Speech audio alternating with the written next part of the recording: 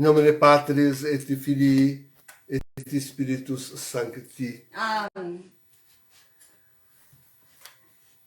Então, caríssimos, estamos na sexta-feira da quarta semana da Quaresma, fazendo a comemoração de São Gabriel, nosso padroeiro. Mas que bem fizemos em escolher essa missa, porque ela é importantíssima, viu? Não rezar a missa de São Miguel, mas a da Quaresma. Essa ressurreição a ressurreição de Lázaro, ela é importantíssima. Ela faz realmente... Bem, só para compreender, aliás, logo adiante nos noticia o próprio João. A partir... porque o povo começou a acreditar, né?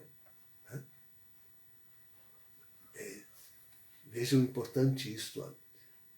Todo o tempo, aqueles que estão em casa de Marta e Maria são chamados de judeus, os judeus.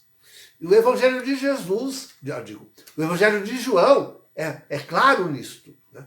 São os judeus, inimigos dos cristãos, estes é que rejeitam e matam a Jesus. E contudo, veja, nesse Evangelho, João demonstra que os judeus creram. É sempre em judeus que fala Jesus nessa perícopa. E ao fim, muitos creram. Muitos creram nele. Mas veja como é o fato. Eu dizia que logo depois desta perícopa, o João nos dá a notícia de que, até por causa disso, desse movimento de crença entre os judeus, a sinagoga, a partir da ressurreição de Lázaro, baixa decreto para prender e matar Jesus.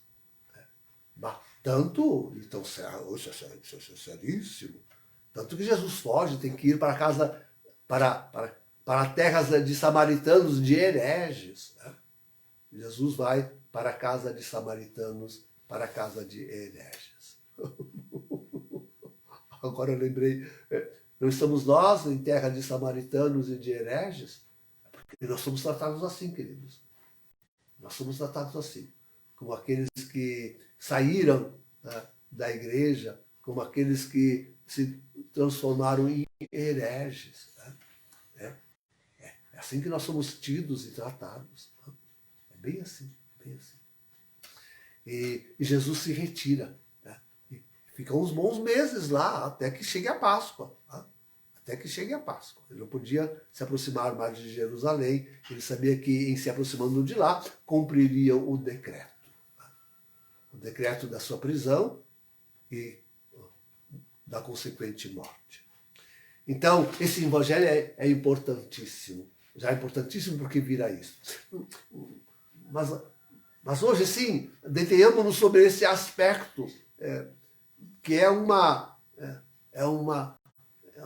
novidade em João, que fala da conversão de judeus, daqueles que durante todo o seu livrinho ele opunha e daqui a pouquinho ferozmente, os discursos como nós veremos agora nos próximos dias, os discursos dos judeus contra Jesus são para matá-lo, né? Lapidá-lo, diz aí. Né? Até isso, tentarão. Né? Jesus tem que fugir. Então, mas esta conversão dos judeus. Palavra do apóstolo Paulo. É a sinagoga dos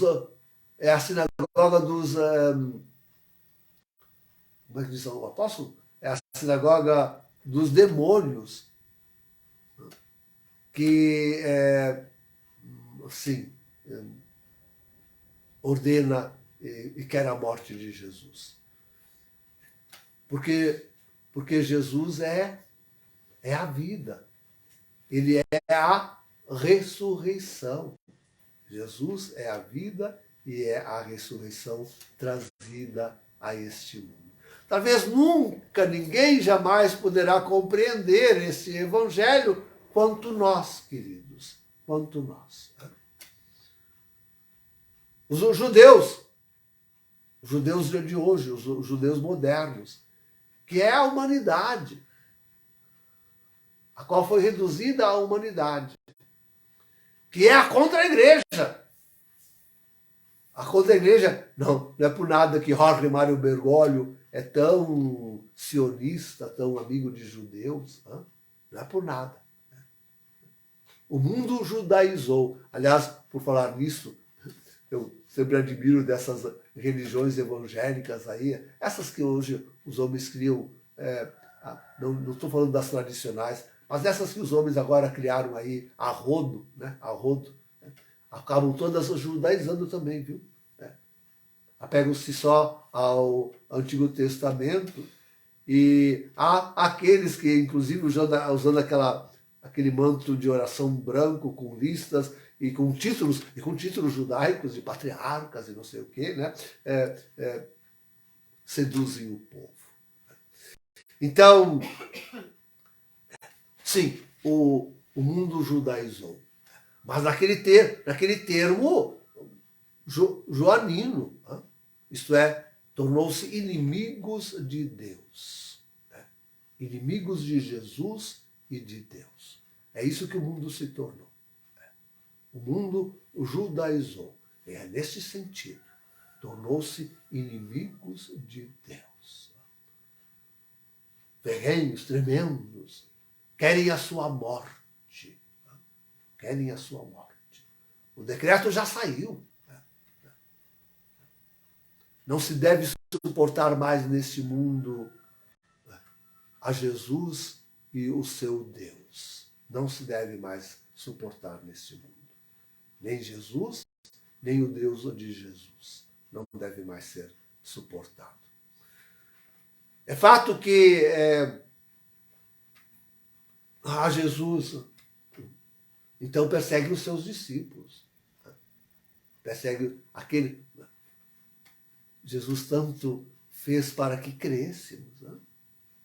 Demorou-se lá a dias de distância do lugar onde morava Lázaro. Falou com os discípulos, anunciou-lhes, até esclarecer-lhes que Lázaro tinha morrido e dizer-lhe que era feliz porque isso tudo ele fazia para que eles acreditassem. Eles acreditassem. Eu penso no esforço que Jesus não está fazendo para conservar-nos a fé. A nós, os poucos que... os judeus também nós, hein, queridos? Como somos judeus? Porque inseridos nesse mundo, inseridos nessa modernidade, inseridos nessa inimizade com Deus. E quanto está difícil de nós convertermos a nossa própria vida, de nós nos transformarmos, de nós guardarmos a religião, guardarmos a fé íntegra, total, completa, não nos deixarmos seduzir pelo mundo, pela contra-igreja, e a sua mensagem de facilidade, outros até de prosperidade. Quanto não é fácil nós renunciarmos às promessas de um mundo novo, de um mundo melhor, de uma vida mais plena ainda do que jamais conhecida, mas dada pelo homem, fornecida pela sua técnica, pela sua ciência. Então, nós somos também nós, homens do nosso tempo, homens modernos. Sempre admiro como é que a nós foi dado de conhecermos esses mistérios. E se querem saber, se querem vos escandalizar, como a nós é dado reconhecer e confessar claramente que Jorge Mário Bergoglio é um antipapa, e que ele é o falso profeta de Apocalipse 13, 11 e seguintes, quão poucos o fazem. Poucos eu estava escutando dois padres aí falando sobre Daniel, a semana de Daniel, né? Mas se exibiram. Não, dali para cima nós não vamos, porque toca no antipapa, toca no falso profeta. Não, de lá não diremos uma palavra. Vamos ficar daqui para baixo aí que assim a gente fala, né? Diz, mas diziam quase tudo, mas se não, queridos, será sempre um quase. Quem não tenha a luz e a coragem de dizer que Jorge Mário Bergoglio é de fato um antipapa, que ele é de fato o falso profeta. E não esperem isso de revelações de Nossa Senhora, de Nosso Senhor, muito dificilmente. Essa é uma tarefa, digo sempre, é uma palavra que incumbe a mim. Não deve vir do céu isto. Devem ouvir a mim. É a mim que deve. Mas não me querem ouvir. A mim não me chamam. A mim não entrevistam. A mim não dão participação. Não, nas suas lives, nos seus... Não, a mim não chamam. Chama qualquer um. Mas chegam neste ponto de ouvirem eu dizer isto, aí não chamam, não. Isso eles não querem. Então, quem deu a graça a nós? É só por graça que nós chegamos a isso. Por uma graça do Divino Espírito Santo, que nós hoje somos aqueles poucos que chegam a essa clareza, de dizer e denunciar Jorge Mário Bergoglio. Como acabo de ler aí o Schneidinha, né? Vamos diminuir ele. O Schneidinha, dizendo que sim, a gente deve desobedecer o antipapa. Ele não diz isso, claro. Não, mas deve desobedecer essa contra-igreja. Ele não diz isso, é claro. Mas deve se desobedecer à ordem de não rezar missa tridentina. Deve desobedecer. Miserável. Dá uma gota. Quando a sede é de um oceano. Dá uma gota, o miserável. Então, sim, nós por graça, queridos, por pura graça, chegamos e confessamos e dizemos tudo isso.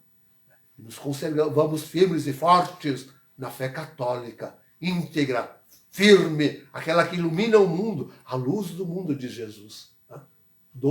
Nós somos aqueles das 12 horas de que fala Jesus no Evangelho de hoje. Nós não nos magoamos.